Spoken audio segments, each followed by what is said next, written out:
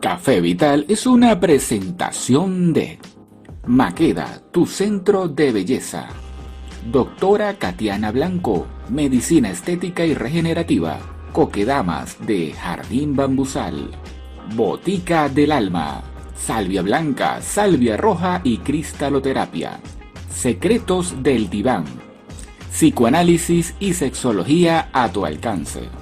Centro Odontológico Barudén.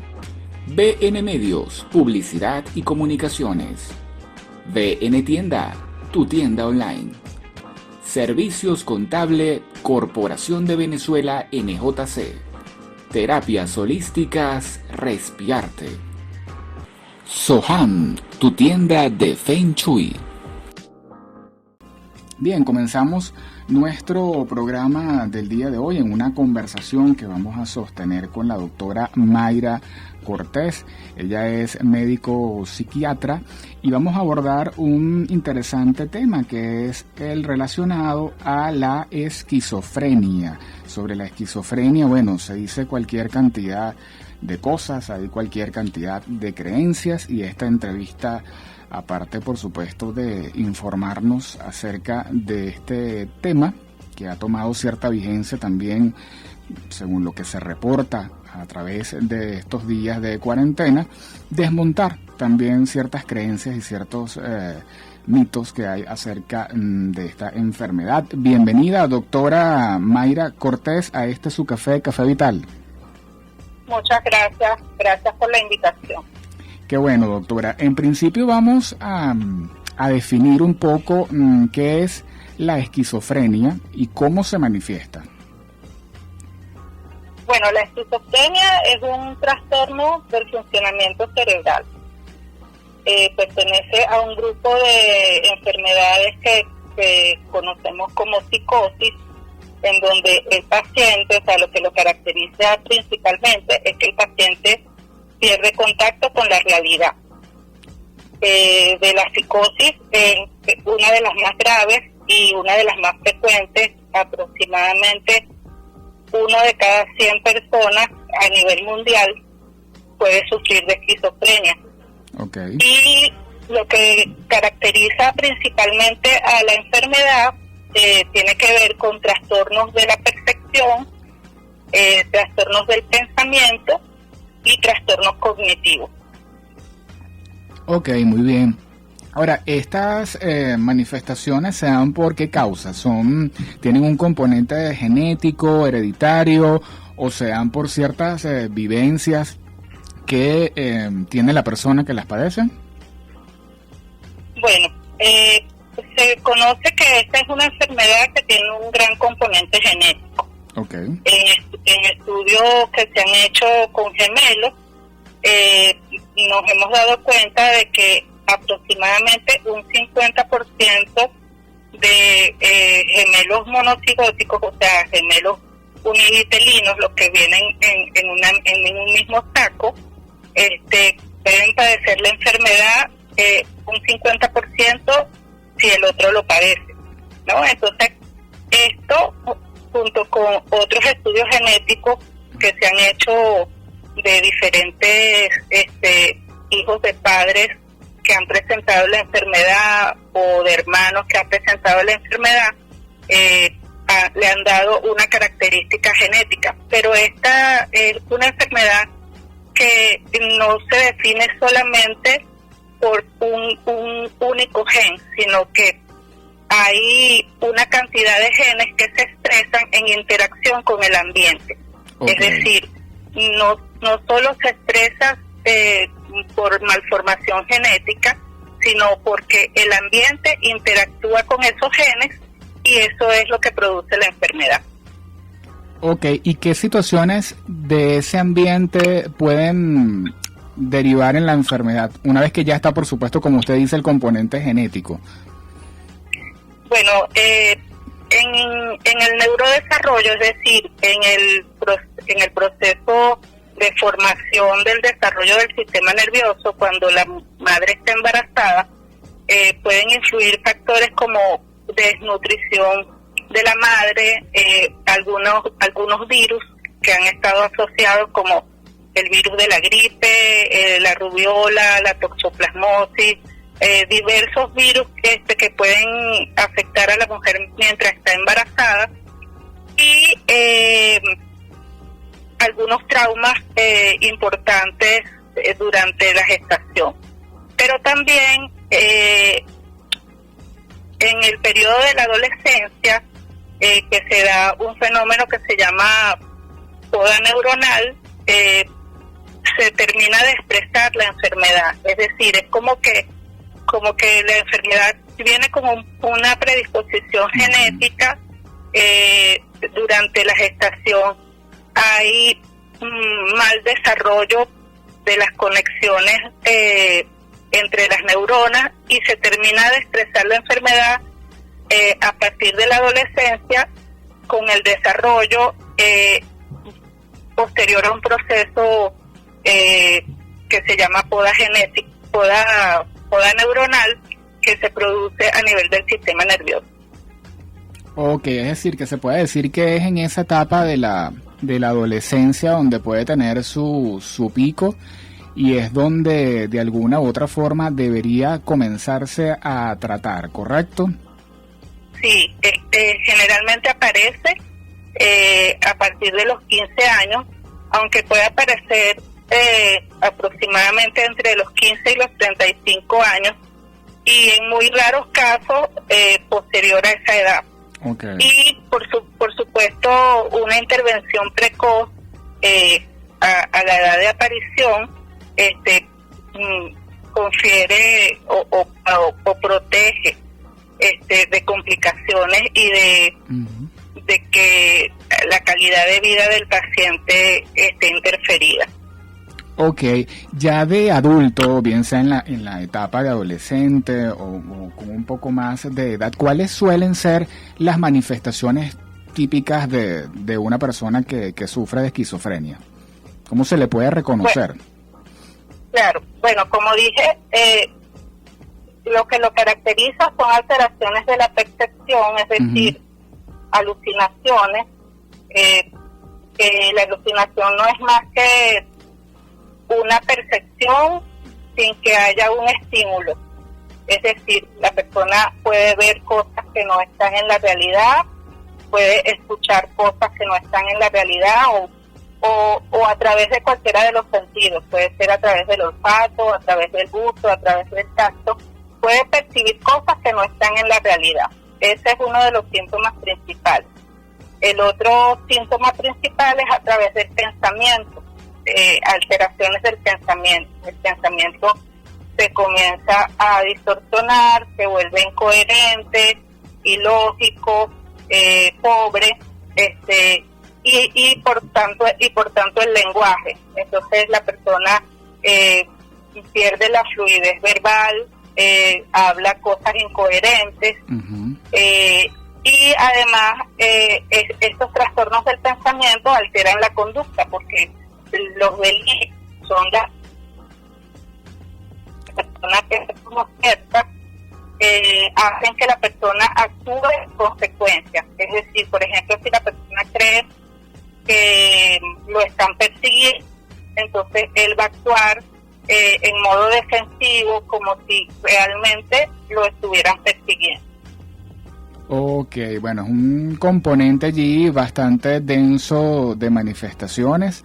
Amigos, les recordamos que estamos sosteniendo esta conversación con la doctora Mayra Cortés, médico psiquiatra. Ustedes pueden seguir su cuenta en Instagram, es súper sencilla, @saberysanar, donde pueden encontrar, por cierto, interesantes contenidos con información bien precisa y bien clara en todo a lo que tiene que ver con el área de la salud mental.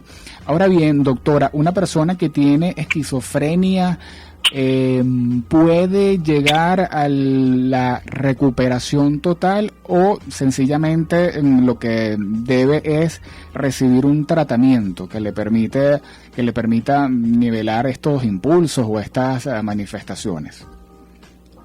Bueno, lamentablemente la esquizofrenia es una enfermedad crónica.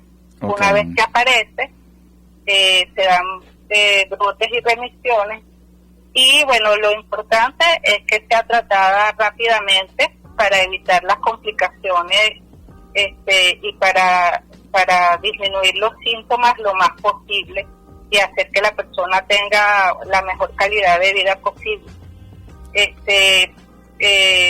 El curso es crónico, es decir, esta enfermedad en lo que aparece ya se queda permanentemente, pero si es bien tratada, la persona puede tener una funcionalidad bastante buena.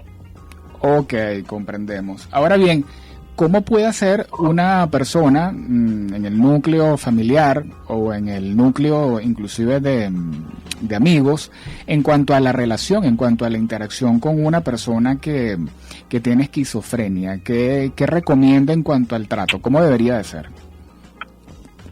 Bueno, una de ¿Aló? ¿Aló? Ajá, le escuchamos. Perdimos okay. Por momentos la comunicación. ¿Se nos puede, por favor, repetir la respuesta?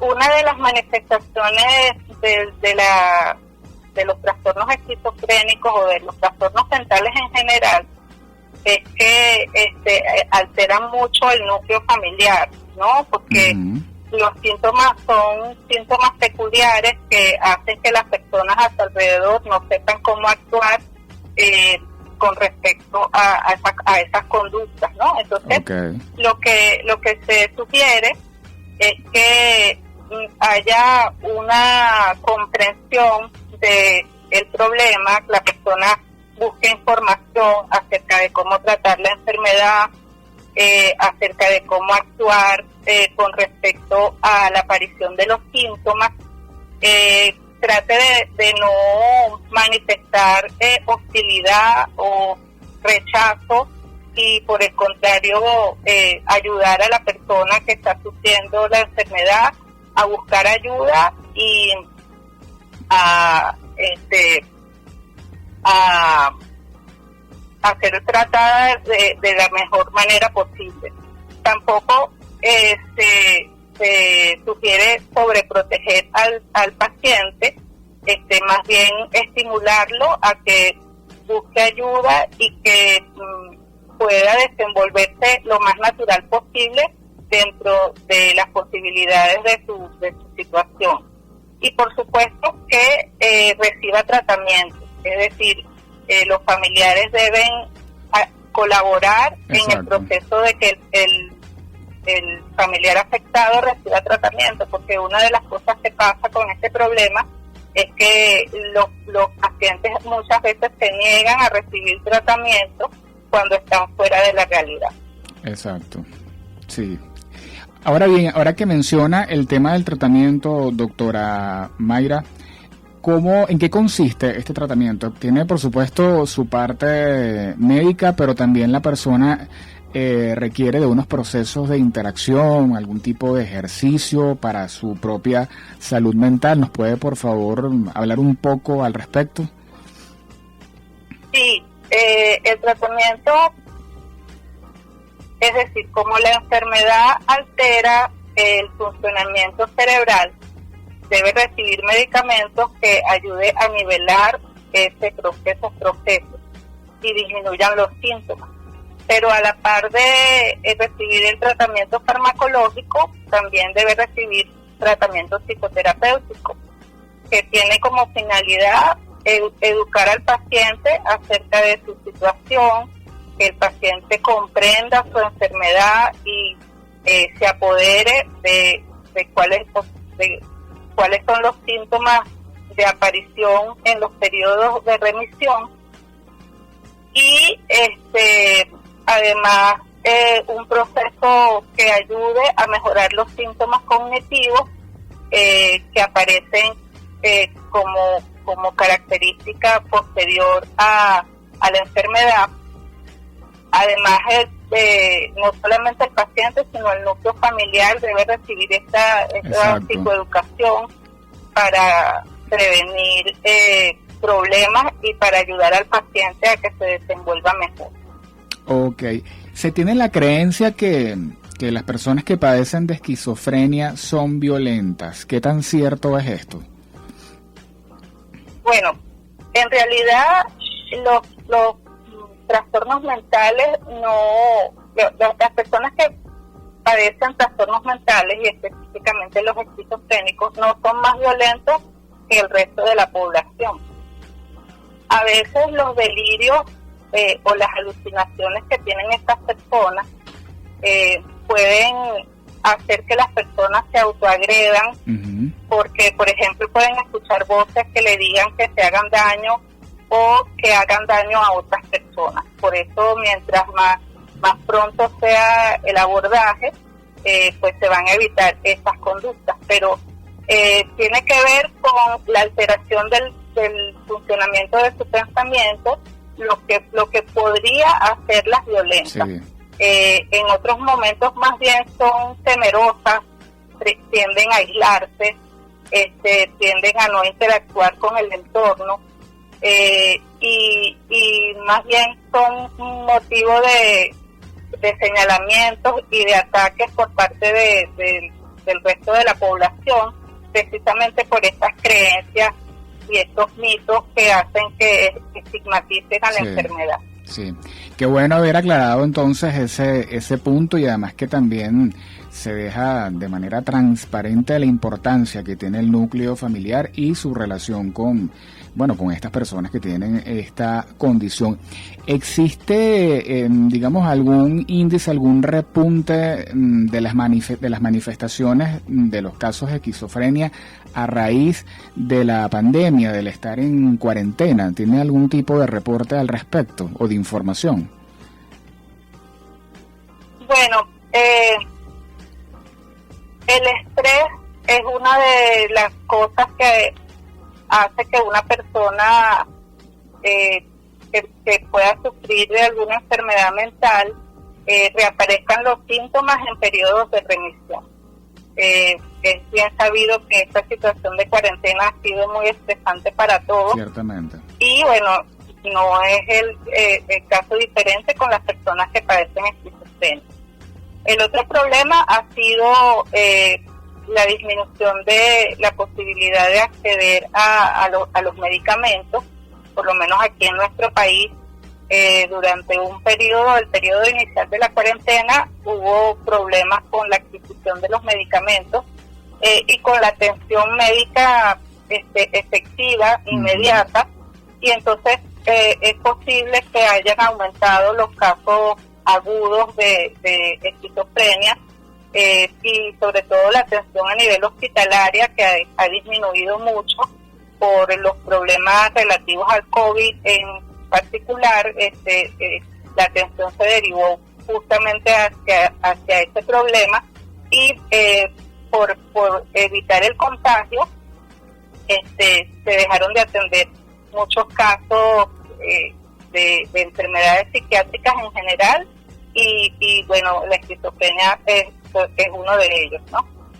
Sí, comprendemos además que el tema de la atención hospitalaria pues estará también saturada por esta situación. De verdad que estamos muy agradecidos, doctora, por toda la información que tuvo a bien compartir con nosotros. Antes de despedir esta entrevista, indíquenos por favor sus puntos de contacto y coordenadas.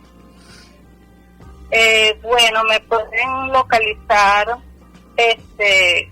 por la cuenta de Instagram @saberysanar, el número de teléfono 0414-314-7516.